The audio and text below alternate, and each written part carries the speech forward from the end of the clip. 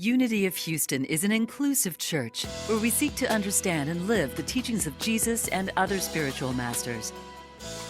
At Unity, we welcome all people from all spiritual paths and every walk of life. We celebrate the diversity of our city and of our world, and we teach love, tolerance, and oneness, seeking to live in harmony with open minds and open hearts. Wherever you are in your spiritual path, you are always welcome at Unity.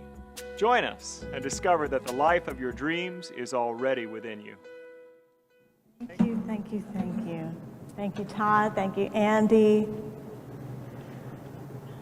Did that song take you back to a younger, freer time in your life where you could just play and explore and be? I think of myself when I was growing up. We had a backyard play set and just sitting back there, playing in the dirt.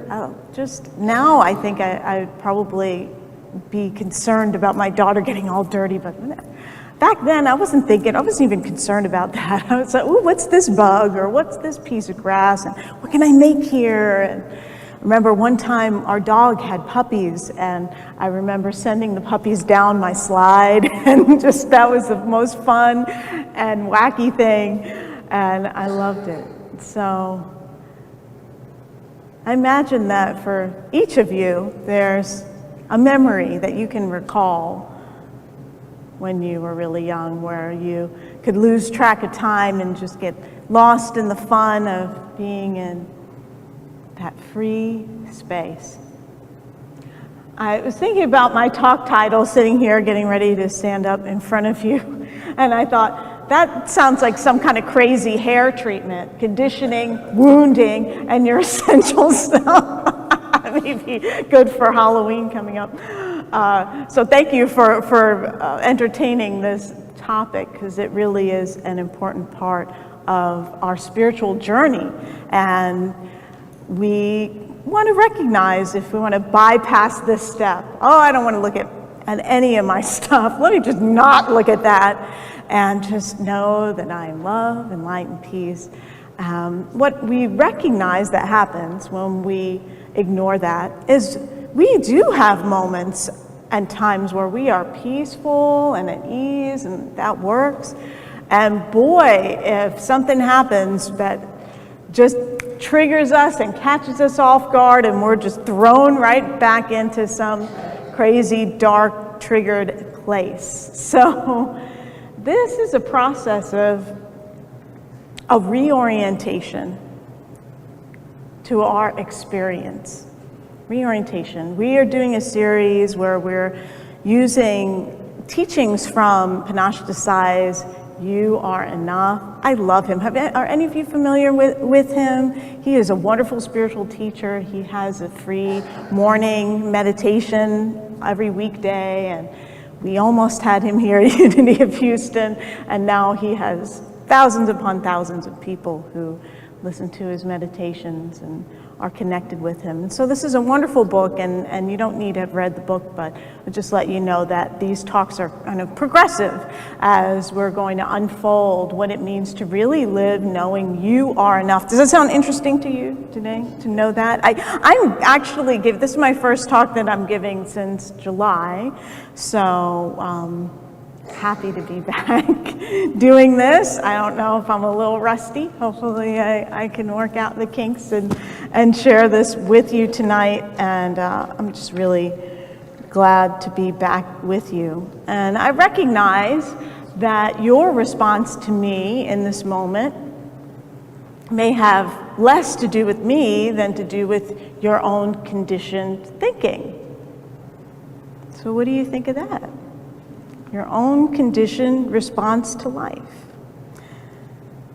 So that's what I'm talking about, conditioning, wounding, and your authentic self. This conditioning, where did it come from? Well, yes, we all start out life in this kind of, you might say, unconscious oneness. We're living in this free way, And I think about when my daughter was a baby, and she could throw food on the floor. Oh, that's cute. She could spill stuff all over. Oh, that's adorable. She could fall. Oh, that's cute. And then there comes an age, usually when we're children, that it stops being cute when kids do something that is destructive, and then parents can take action. And not all parents are as understanding and gentle as we want them to be as we look back on that. And so we respond to this in a certain way. We lose our innocence and our freedom when something happens that changes everything in terms of our feeling of security and safety and being loved. We break the antique in the house, or we set something on fire, or put your hand near the hot stove and your mom screams and your dad yells at you. That was so stupid. That was bad. You're wrong. You're wrong. And so when we get those messages and we start feeling fear and shame, and we start to take that in, and that sense of safety that we felt, that freedom where we felt no boundaries. Oh, we could even spill our whole dinner on the floor and it's cute. That's all seems shattered, and then we're having to figure out, how do I get their love and approval again? And this is where the conditioning comes in.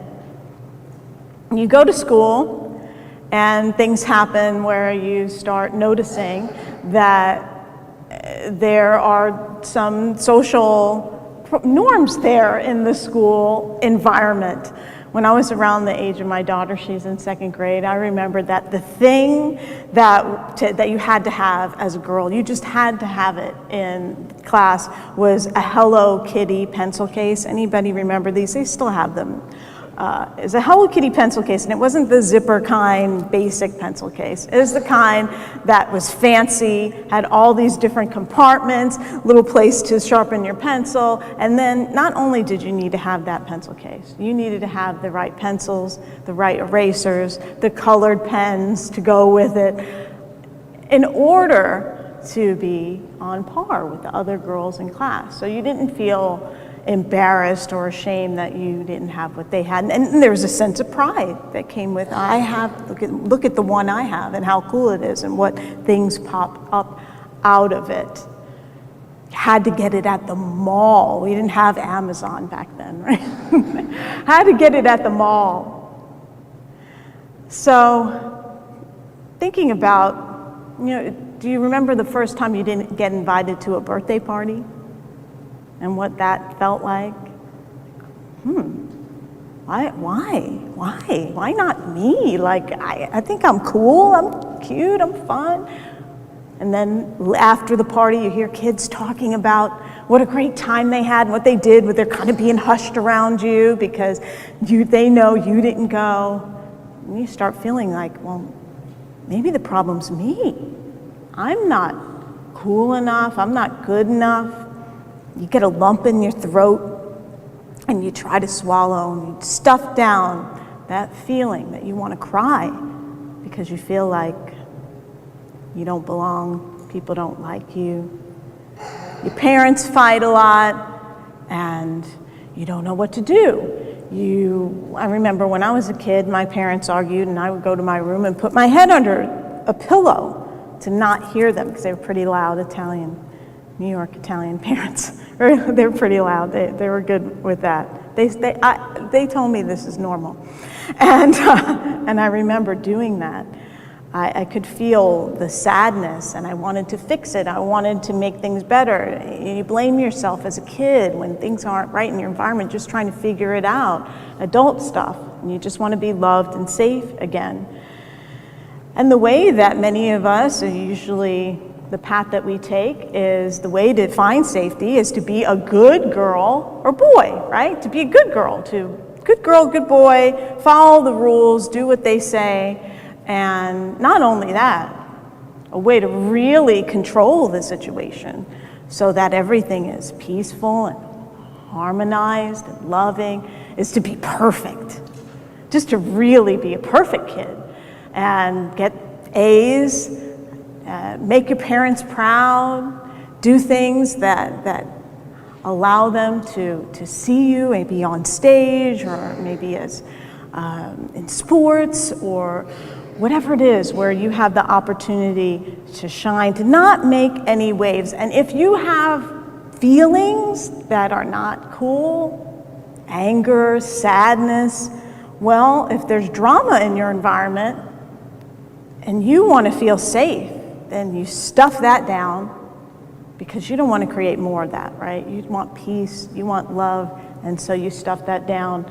And it all just becomes a good show that you're putting on to get certain results in your life.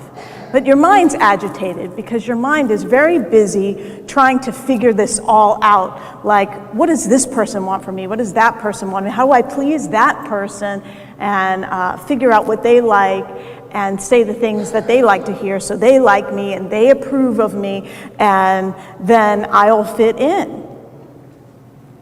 And it's constantly running scenarios in your mind, judging how you could be better.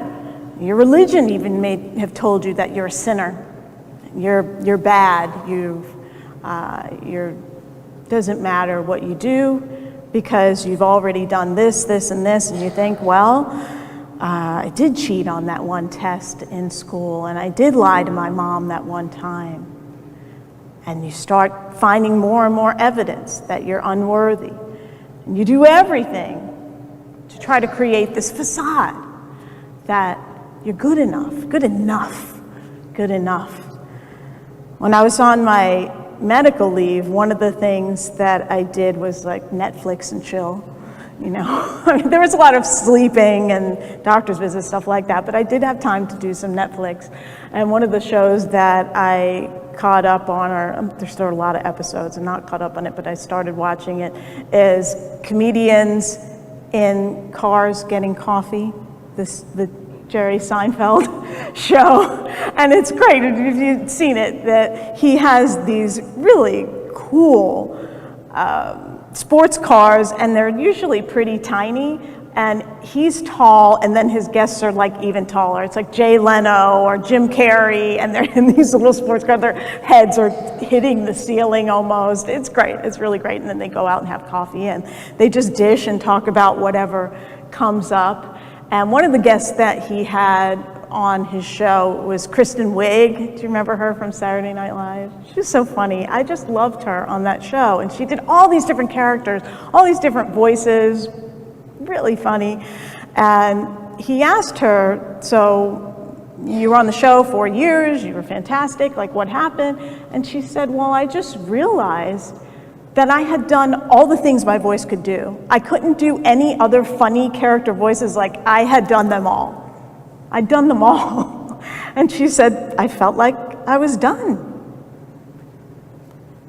And it made me wonder about the spiritual journey of us putting on this facade and trying to be the perfect whatever for whoever, and just putting that on again and again and again and again. And when it gets to a point where it's like, I'm done. I've done all the voices, I've worn all the costumes, I've tried all the different strategies.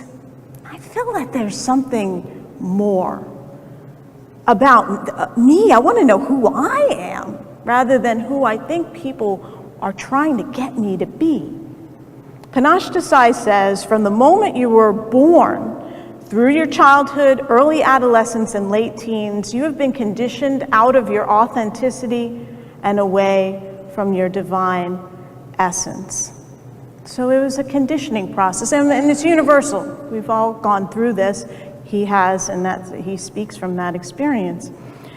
He said this conditioning is a control mechanism that makes you think you must think and act and look and speak in a certain way to be accepted and loved.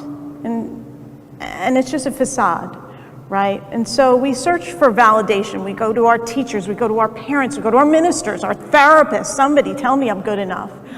You told me I was good enough. Then something happened. Oh, I lost my job. They must have been wrong. I was not good enough. and we need evidence all over again. The thing is that no matter who we check in with, and whatever they say, and they could be telling you some really beautiful truth, the only way we really know our essential self is by knowing it ourselves, by knowing and accepting it ourselves. It's wonderful to be reminded. It's important for us to come together to remind ourselves, but I can't force you to know it, right? We've got to know it ourselves. Panache Desai says, after all, how can you hold a planet full of people who don't love and accept themselves responsible for loving and accepting you? So think about that, the last person who said something unsavory or critical about you. Well, if they don't love themselves, how do you expect them to love you fully? Something to think about, right? We all have a core wound. A core wound. Panache Desai says that your core wounding is separation from self-love. It's where you've become separate from self-love, which results in deep feelings of unworthiness. So that's going to be individual to each one of us, and it may be many moments of evidence that we've compiled over our lifetime where we've created a good story. We could go before the judge and jury and say, I am convicted as unworthy, and I'll tell you exactly why. I just invite you now that if any moment, any feelings of unworthiness, any of memories have come up for you, just close your eyes now. Just take a deep breath. And just be present to that. Just be present. Because our tendency is to want to stuff it down or hide it. To know that you are in the presence here. And that you can bring that to the light, that you have the strength to see it, and just feel that, feel it, just to feel it. So often when we just allow ourselves to feel what shows up, we don't have to feel it forever. It's just energy, and it needed to move. And that movement of energy is healing. And it allows a space for what's new. So if you've now been feeling that any experiences or senses or emotions of unworthiness, I invite you now to feel the desire you have for freedom without a story around it. Just feel freedom.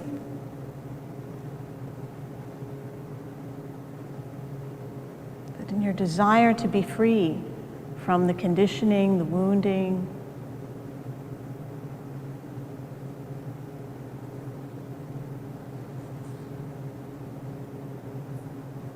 feel the peace of that. When you're really just feeling the desire itself without any kind of attachment or outcome, but just feeling that desire. That's a holy desire. That is a peace-filled desire, freedom. And that creates an opening. It's like the crack in the clay Buddha where the light comes in and you see the gold.